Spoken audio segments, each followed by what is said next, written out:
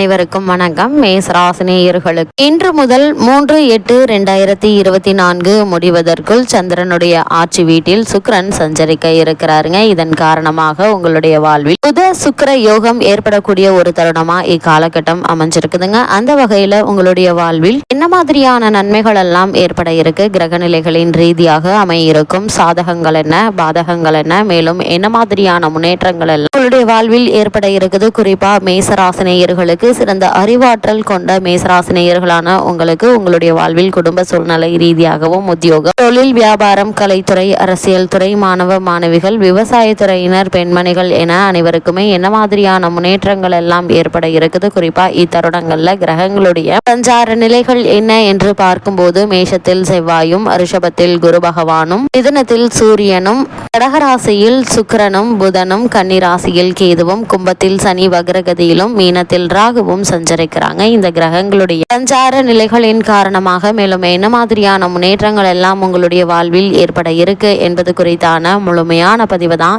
இந்த வீடியோல நம்ம விரிவா பார்க்க போகிறோம். அந்த வகையில மேசராசினியர்களுக்கு இந்த சுக்கிர பயிற்சி நிகழக்கூடிய இத்தருணங்கள்ல பிறகு செய்யலாம் என்று தள்ளி வைத்த செயலை உடனடியாக செய்து வெற்றி காணக்கூடிய ஒரு தருணமா இந்த சுக்கிர பயிற்சி அமைய இருக்குதுங்க. அதே போல காரியங்கள்ல சிறு சிறு தடைகள் இருந்தாலும் கூட அவற்றை சமாளித்து முன்னேறக்கூடிய ஒரு தருணமாகவும் இந்த சுக்கிர பயிற்சி அமைய இருக்குது. நீங்கள் எதிர்பார்க்கும் பணவரவு இருந்தாலும் கூட செலவுகளும் அதிகமாக தாங்க இருக்கும். இந்த செலவுகள் சுப செலவுகளாக இருக்கும் பட்சத்தில் நீங்கள் கவலைப்பட வேண்டிய எந்த ஒரு அவசியமும் இல்லைங்க. அதே போல மேசராசினியர்களுக்கு இந்த சுக்கிர பயிற்சி நிகழக்கூடிய இத்தருணங்கள்ல வடதிசையில் இருந்து வாழ்த்து செய்தி ஒன்றை நீங்க எதிர்பார்க்கலாங்க. குறிப்பா உத்தியோகஸ்தர்கள் அலுவலகத்தில் தங்களுடைய எதிர்பார்ப்புகளை சிறிது காலம் தள்ளி வைப்பது மிக மிக நல்லது. சக பணியாளர்களிடம் வீண் விவாதம் செய்ய வேண்டாங்க. நீங்கள் உண்டு, உங்களுடைய வேலை உண்டு என்று இருப்பது நல்லதுங்க. சொந்த தொழில் பணிகள் சிறப்பாக நடைபெறுங்க. கூட்டு தொழிலில் லாபம் சுமாராகவே இருக்குங்க. வியாபாரத்தை விரிவாக்க இப்போது முயற்சிக்க